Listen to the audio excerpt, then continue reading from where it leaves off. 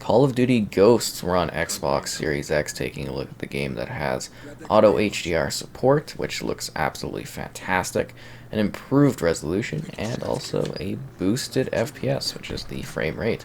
So yeah, it actually looks and plays better than it ever did before. We're going to start by talking about the campaign, then we're going to be showing the multiplayer, and then we're going to finish by showing off the Extinction mode, which is kind of this game's take on the zombies franchise. So if you're not familiar with Ghosts, it kind of has a near futuristic style to it where things have not necessarily gone too well for the US. There's all these interesting new factions, and that's generally the gist of the story. A lot of it has to do with working with this kind of covert squad, and of course having your next generation dog O'Reilly kind of working with you. I actually quite liked the campaign in this one. I thought it was rather interesting, and also a very different sort of situation within the series, which is kind of cool. And I think this is a sort of fun kind of segment to, showcase just the action and everything like that. I think it's pretty good for that. Because you get a lot of, these cinematic, intense set pieces. And then, of course, also a lot of, blasting enemies, next generation AI fish that still, it's so next gen, it's unreal. And, Call of Duty action from early on in the generation, which is kind of why I'm diving into this one. A, it's a Call of Duty game, but B, it's interesting to see the effects of the technology change from the start of the generation, because you look at this one, and then you look at the Call of Duty title that followed it, which really felt like quite a jump in technology. And then you look here and see the improvements, and it's like, oh, okay, this is actually looking quite a bit better. It just cleans up a lot of the little smaller details. It's not necessarily perfect in regards to all the little kind of edges and stuff like that, but it's definitely a lot better, because I revisited this one not that long ago at the time of filming, and I still actually kind of found it interesting. And I actually think the boost here, because it wasn't 1x enhanced, but the boost here I find particularly interesting for the multiplayer component, and we'll show that later, because I think that one actually really looks quite clean, whereas the campaign, it looks a lot better. It seriously does, but there's still, like, in some of the more complex scenes, a lot more evidence of edging. But overall, it's quite an improvement for this game, and I think that's rather interesting. So this is also, again, quite a decently done story. I quite liked it. Lots of different, scenes and scenarios and areas that you're visiting. And I thought it was kind of a fun way to kick off the generation with doing something a little bit new in the Call of Duty series. And it's still very much respected, the kind of games before it in regards to being boots on the ground action. And I thought that was kind of interesting, because they start to get a little bit ridiculous after this one. This one was still slightly grounded, even with the weapons and stuff. Very near future was what they were going for, but also kind of an alternate timeline where certain things happen. And I think they hit the mark there. Oh yeah, we're using the remote sniper. It's just kind of a fun, engaging sort of stealth, but also really fast-paced action with crazy set pieces game. And I did like the use of the dog. I actually found that to be kind of exciting and fun to have, our doggo pal. But also just like the certain areas you go to and the type of conflict, I think is the situation war-wise that you don't normally see in Call of Duty games or any sort of war games. This sort of dystopian, messed up America, I think, is kind of really unique. I thought it was a little enticing. And then, you also go to different parts of the world where certain aspects have caught up, which I find kind of interesting. And then you get all these fun segments, and also, again, the fish technology. Ooh, true standout. I mean, we have not seen fish like we saw them in this one, am I right?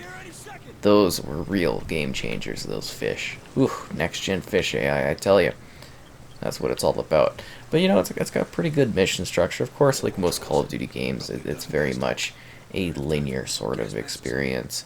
But they've got some cool, big standout moments, which were kind of crazy. I quite liked a number of them. It just, it's kind of a fun campaign, something a little bit different story-wise. And it's almost a little disappointing that we won't really see. Well, I don't think this will ever continue anyway, which I guess is also fine because I'm assuming most people have likely forgotten about the game, but I haven't because you know, I'm trying to think back. What are some of the older games? I want to see what they look like, you know, boosted and improved. And I think it's just very interesting, the award, World Not Ending. That one was always funny, that little Easter egg. Totally forgot about that. A boring award. Yeah, it's always hard to come up with fun names for stuff. The Hartman Handshake for trying hard. Hilarious. But, you know, it's neat to try different games to kind of see how they're responding on the hardware and what the hardware is doing for them. Because this is a game that I think, you know, you might find interesting if you never played it before. I don't know if you want to return to it if you've played it again. It may not be to that level of, like, wow, but, you know, it's actually kind of a bit of a good improvement for this one.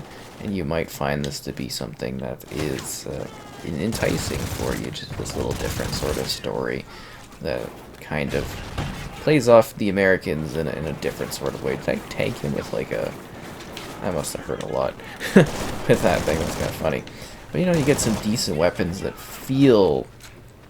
Well, a lot of them are the weapons we use today, but have like a sort of a sleek style to the UI and everything. Just neat locations and neat battles that you would engage with. It was just kind of a different sort of entry in the series, just in terms of like atmosphere and mood. And I guess you could say they all have their own little things, but yeah, I did quite like this one. And of course, good boy Riley here too. Good doggo. And I think with that, we're going to switch over to show off some of the multiplayer in action, because that really does kind of get a nice boost in them. So this is the multiplayer component of the game. We had to jump into deathmatch. It's a little bit late into the morning here. So during the day there actually was quite a bit of players when I was testing this out earlier. Even got into some drop zone matches, which was a little bit surprising. So the multiplayer in this one is kind of neat. We're seeing a slightly further push towards, you know, microtransaction integration within the series. But it was actually kind of cheap at the time. That's why I've got like my rubber ducky, and I think I got like Christmas gun skins and stuff like that. It was fine, you know, just a little bit extra, something fun to get, just to mix up the action a little bit more. But yeah, it's got a interesting selection of maps. I actually quite like the different styles that we're going with in this one. I should also mention that loading wise, the game is a bit quicker for sure. You definitely get into areas. It doesn't take as long as it used to load things up, whether you're playing, you know, the multiplayer maps, or if you're doing the campaign segment, so that's kind of nice.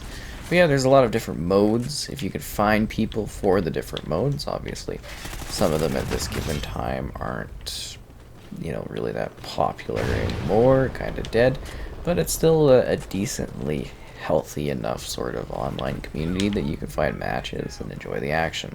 So they also changed up the multiplayer quite a bit in regards to, you know, the loadouts, the type of packages and weapons you have and tools that are available, and of course guns as well. Oh jeez. And of course that tactical slide, which is always kind of fun. Lots of different challenges, neat systems in regards to like your leveling and stuff. And it was, you know what, I think perhaps maybe one of the weaker aspects of the game. Sorry, we seem to be having like some lag and stuff here. And I say weaker as in, you know, I kind of liked it, but at the same time I also understood that spawning wise it was not the best systems in place. And I definitely relearned that. Some of the maps are really bad for it. I relearned that today, jumping into drop zone like I had mentioned, just in regards to, you know, constantly getting like spawn trapped by snipers and stuff. They just instantly blow you up. So, you know, the spawning definitely wasn't well handled, needless to say. But I did like the style of the maps. I thought they were kind of interesting and diverse and offered decent complexity. You know, you get some different, slightly futuristic environments, but still very much a grounded sort of time. I'm actually doing quite well here, as there, you know, it's even teams.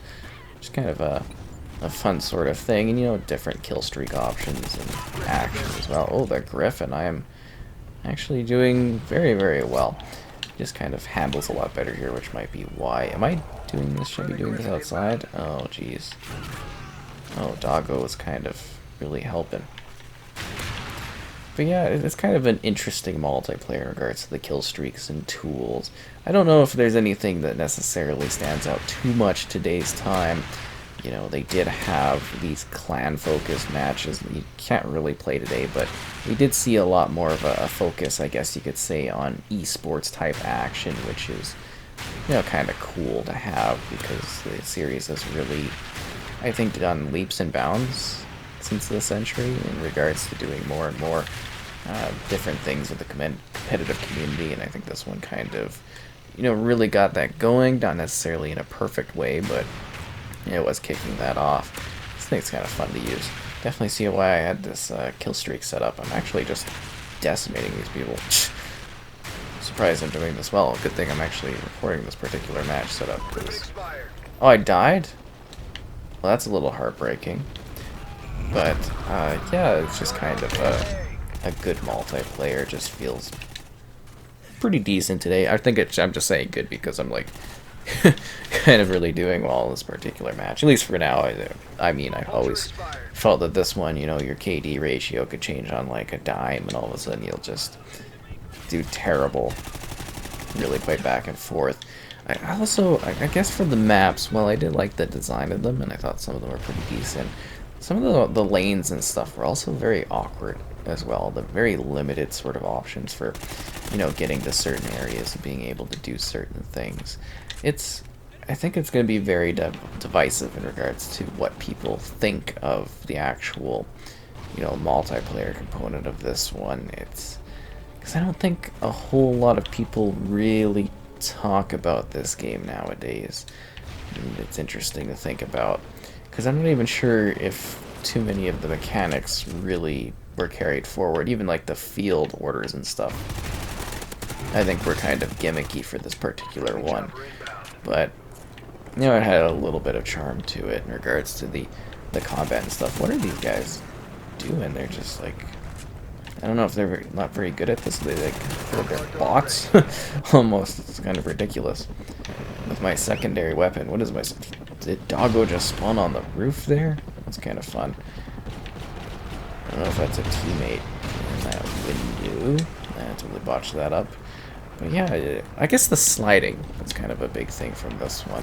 It's just sort of a neat multiplayer to be jumping into and showing off, because I am doing so well on it, which is kind of nice.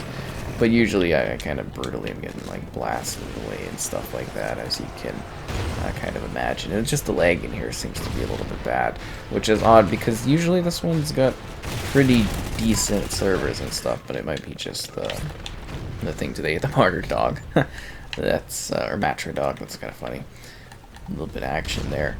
But, you know, they had quite a bit of content to this one, a lot of updates for the multiplayer. It definitely changed a lot over the years, which is kind of exciting. Wow, okay. But I think that's about good for showing off the multiplayer component of this one. I mean, obviously I do quite well, and I don't know if people were interested in seeing the full longevity of my experience here, but I do want to show off a bit of Extinction as well. I don't want to cut that too short. So this is the Extinction mode. This is their take on zombies doing something a little bit different. So usually it's kind of meant for 4-player co-op online. You can play solo, but it's obviously not nearly as fun. But I didn't want to join a match and then leave afterwards. I think that would be too fun. But yeah, you're kind of doing almost objective-based movements in the game. It's not like zombies, as to say, and there's a certain level of, you know, working on your character and stuff like that in order to improve them as you get cash, you know, buy weapons and tools and everything. And then the game itself isn't even really about surviving forever. It's actually mostly based on trying to get the objective done and then move on afterwards, which is kind of neat. Well, move on as in get out of that situation, which is kind of fun. So they had a neat selection of, I guess you could say, maps and stuff over the DLC that released here. This is just kind of the basic one. And then you get all these different abilities. You kind of level up your character, and then there's the Fang system too, and different challenges for your group as well, which were, from what I remember, actually quite important in regards to, you know, completing your mission in this one. So you've got to look after the drill, and then you're fighting these alien type creatures, and then they kind of progress in regards to the types of creatures you have to fight. They get a little bit more, I guess you could say, bigger and aggressive with different types that you have to blast. These are just kind of like the basic dog monstrous things. Obviously not quite as, I guess you could say, gripping as the zombies mode. That's why we haven't ever seen this return. But at the same time, I know there's a bit of a following for this one. You can still find players online pretty easily too, even quite late at night, which I think is interesting. Maybe not in the DLC maps, but you get the gist of what I'm saying, that, yeah, there's actually a bit of a dedicated audience type that still jumps into this one, which I find generally quite fascinating. But it's still kind of fun. It's interesting. Obviously a lot better in a group of players if you know, have a group available. Lots of little neat kind of things you can do within it too, you know, like traps and different ways you interact with your particular missions and stuff. I think it's an intriguing take on the cooperative formula of a Call of Duty game, having to have some sort of extra mode to it in order to justify the overall package, and this was their attempt at doing so. I think it's another one of those things that didn't necessarily completely get wrapped up ever, and I don't think it ever necessarily will. But I do remember a number of friends actually being quite into the lore and the setup of this one, because it had, you know, kind of an interesting premise behind it, which is kind of fun. But yeah, it's, oh Jesus, this is still attacking. It's definitely different, if you get what I mean. Definitely provides a pretty large-scale environment for its time, because this is just, again, like a part of it. You're battling through these different checkpoints, and you can get all the way over to like this ranch type setup over there, which is kind of cool. Oh, that looks neat.